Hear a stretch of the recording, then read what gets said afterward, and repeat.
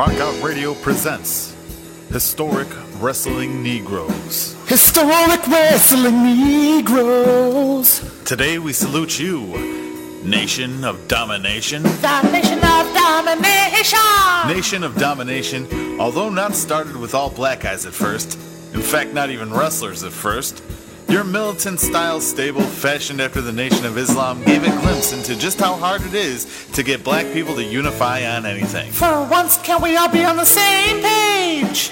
In your glorious 2-year run, the Nation of Domination was a revolving door of members who finally decreed to get bigger, badder, better, and blacker following 1997's King of the Ring, adding Kama Mustafa and Ahmed Johnson to the mix.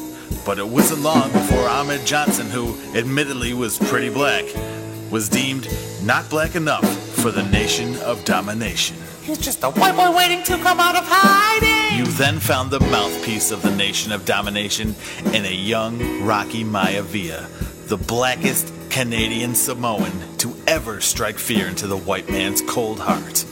I think that the nation's cooking home invasions and grand larceny. Nation of Domination, during your time in the WWE, you showed audiences all of what it was to be an African and to be powerful in an alliance of raw black power.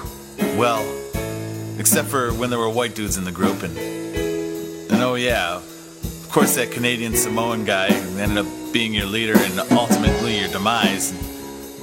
And then you were only around about as long as a stable full of black wrestlers possibly could be, and you know what?